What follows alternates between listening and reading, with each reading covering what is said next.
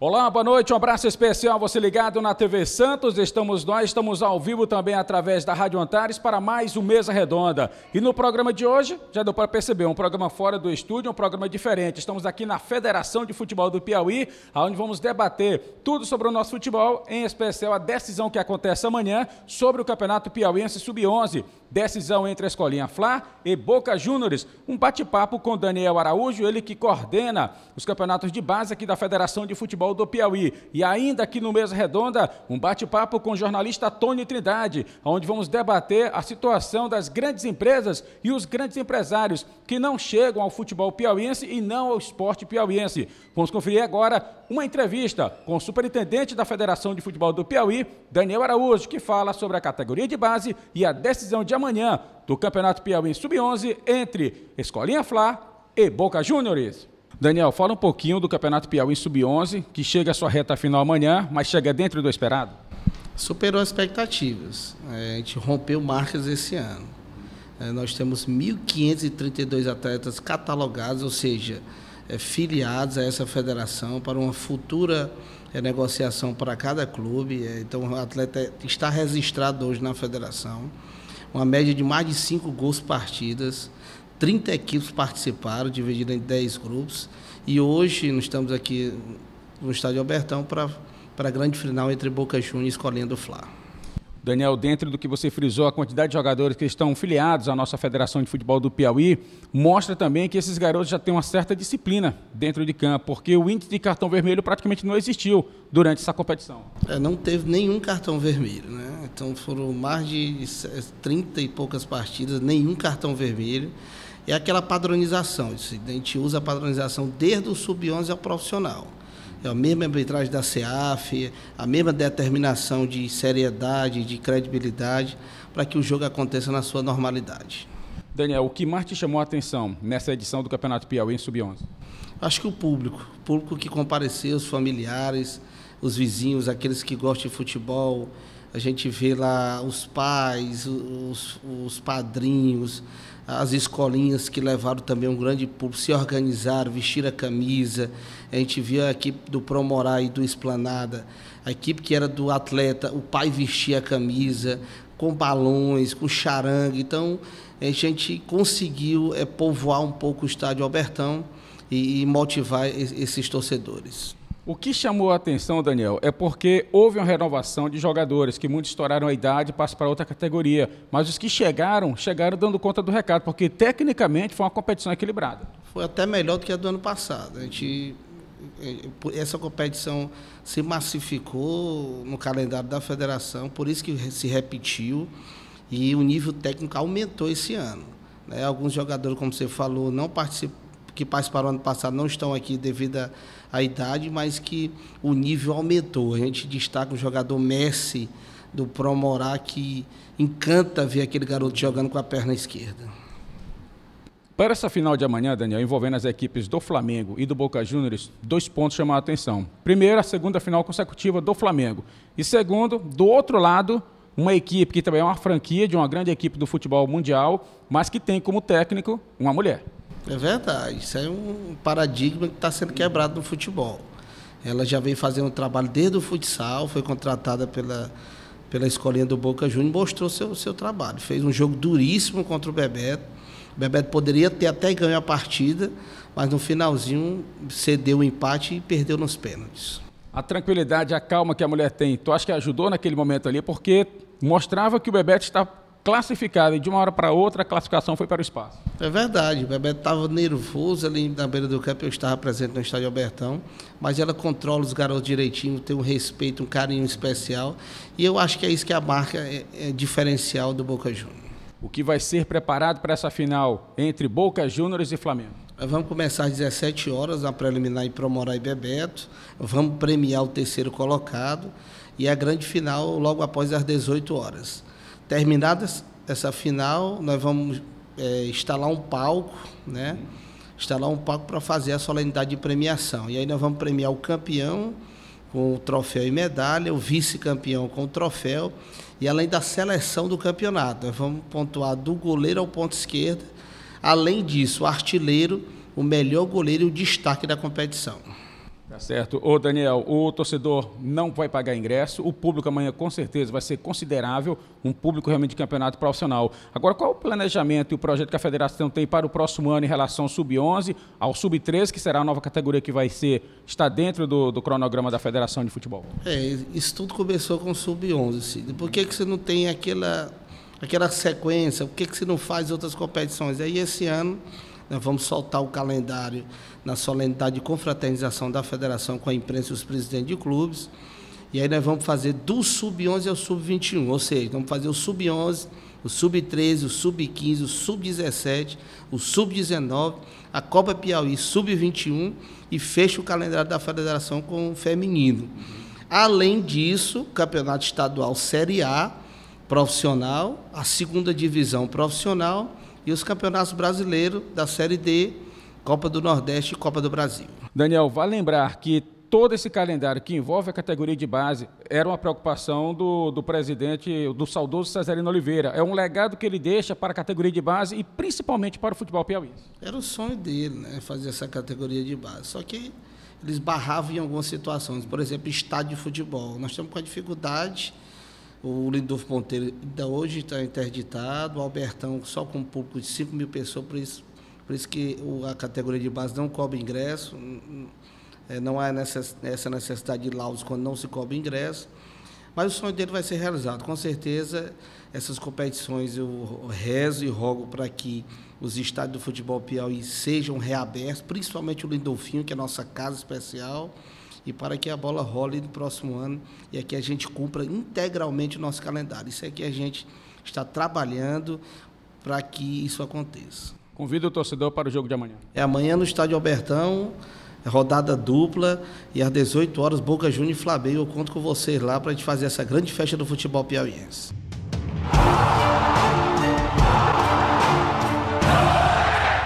Chegou a hora da grande final do Campeonato Piauiense Sub-11. As emoções direto pela TV Santos. Em campo, as duas maiores forças do futebol de base. Tudo para ser um grande espetáculo. Flamengo, que é destaque pelo trabalho que faz. De um lado, a escolinha do Flamengo, do artilheiro Edson Filho. É F9, o Edson Filho estufa a rede, estufa o barbante aqui. E do outro, toda a força e determinação do Boca Juniors. É terça, no Estádio Albertão, às 18 horas. Escolinha do Flamengo e Boca Juniors. Uma final inesquecível que você acompanha aqui na TV Santos Piauí. Com narração de Lino Júnior, reportagem de J. Araújo, comentários de Sidney Santos e Gilmar Silva. Escolinha do Flamengo e Boca Juniors, ao vivo, nesta terça, 6 da tarde, com entrada grátis. Oferecimento Green Moda Infantil, Comercial União Sá e Padarias Evolução. Está aí a entrevista do Daniel Araújo, superintendente da Federação de Futebol do Piauí, coordenou de forma brilhante o Campeonato Piauí Sub-11 e amanhã também acontece, depois da final, a premiação, a entrega dos melhores, enfim, vai ser uma bela de uma festa no Gigante da Redenção. E o melhor de tudo, você não paga para ver o melhor do futebol piauiense dentro de campo, o futuro do futebol piauiense e o futuro do futebol brasileiro amanhã nessa grande final do Campeonato Piauiense Sub-11. Volto a lembrar, jogo marcado para as 18 horas no Estádio Albertão, entre a Escolinha Fla e a equipe do Boca Juniors. Vamos falar agora de entretenimento, o que fazer para atrair o torcedor piauiense aos estádios e o que fazer para atrair as grandes empresas para patrocinar não só o futebol, mas o esporte piauiense em geral. Eu conversei com o jornalista Tony Trindade, ele debate esse assunto conosco agora, aqui no Mesa Redonda. Tony, o esporte piauiense hoje tem grandes talentos. Temos campeãs mundiais, temos campeãs olímpicas, como é o caso da Sara Menezes. Mas as grandes empresas não conseguem chegar, ou não chegam, melhor dizendo, ao esporte amador olímpico piauiense. O que é que falta? Qual seria o caminho? Qual seria a saída para estarem junto com os nossos atletas? Sidney, eu não atuo jornalisticamente no acompanhamento, né, do esporte. Até considero isso um pecado.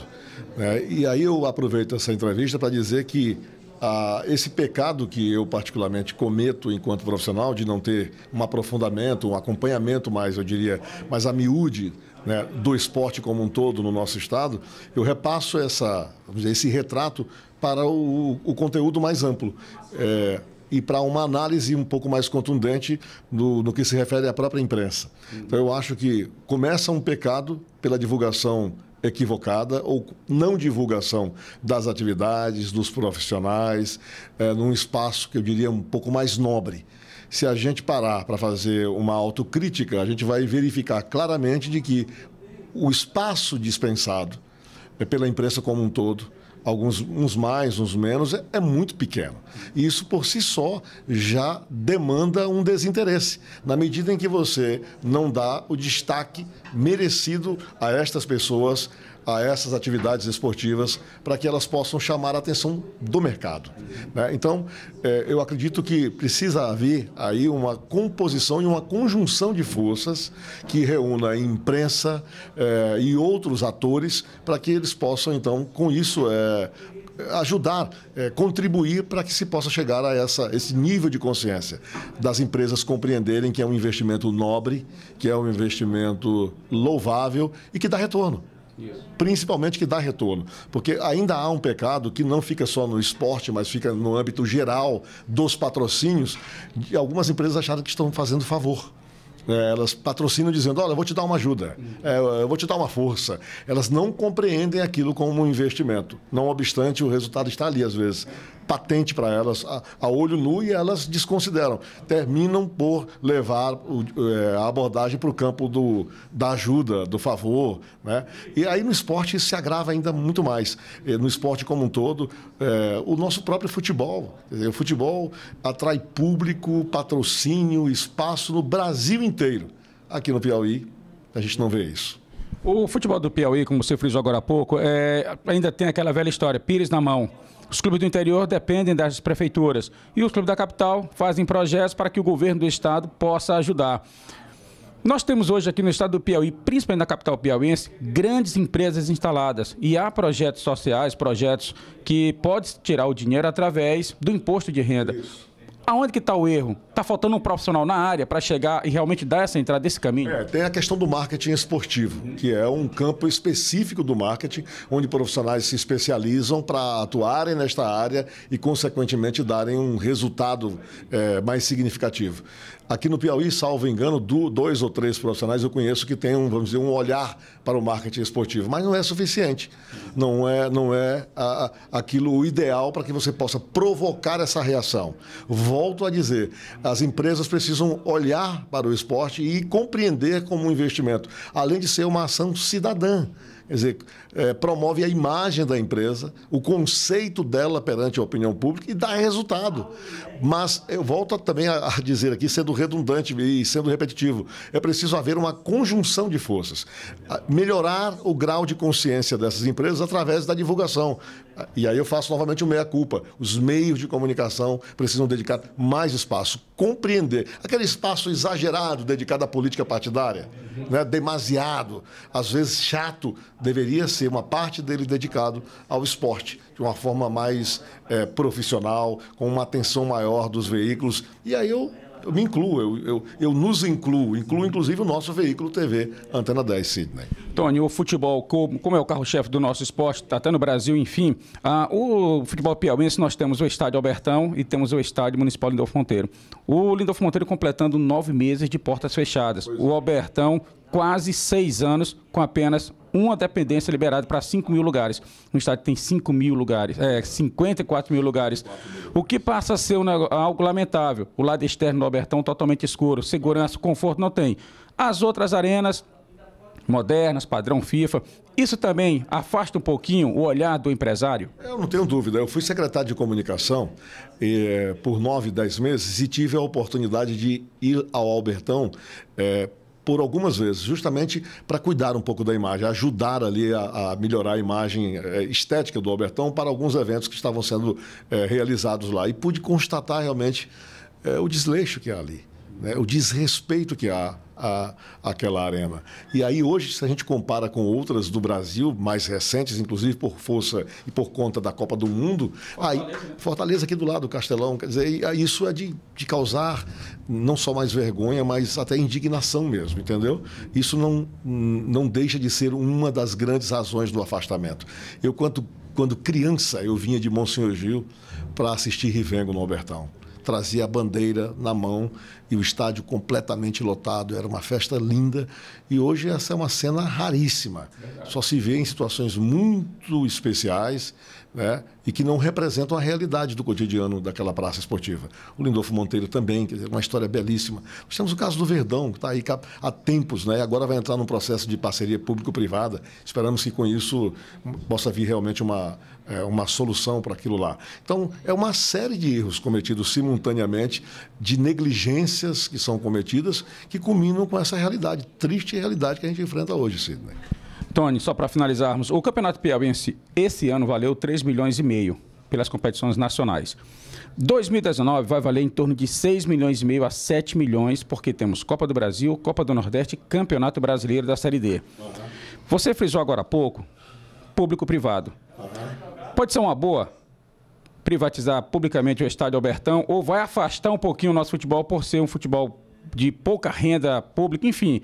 Qual seria a tua opinião? Porque essa área você conhece. Eu sou favorável às PPPs, que não venha a ser privatização. É bom que se diga isso. PPP não é privatização, é um acordo entre governo e iniciativa privada. Governos e iniciativa privada. Na medida em que os governos compreendem que não tem competência, não tem dinheiro para cuidar daquilo. Se está acontecendo em outros setores, por que não acontecer no setor do esporte? Não é privatizar, não é entregar o patrimônio para a iniciativa privada, é fazer um acordo, o nome diz, é uma parceria. E por que não com o Albertão, já que vai acontecer com o Verdão? E por que não com outras praças esportivas? Porque o empresário vai lá, ele objetiva o lucro, mas ele vai ter que dar a contrapartida, o contrato diz isso. Basta você olhar para as PPPs que estão acontecendo aqui no Piauí e outras no Brasil, você verifica a mudança radical que acontece nesses locais. Por que não no esporte? Por que não com o Estádio Albertão, que está ali abandonado? A verdade é essa. Não é? É deprimente você ver aquilo. E saber a ousadia que foi de Alberto Silva construir aquilo na década de 70. Né? Um exemplo para o Brasil inteiro. E hoje você olha para aquilo, como você acabou de falar, interna e externamente. Você passa ao lado do Estádio Albertão, dá pena, dá dó. Né? Então, tem gente interessada e tem gente que tem dinheiro, tem know-how, tem expertise, não é nem empresa local, é empresa de fora, para vir. E o governo se dispor a isso. Na medida em que o governo se dispuser, eu acredito que pode ser um caminho, pode ser o começo da solução.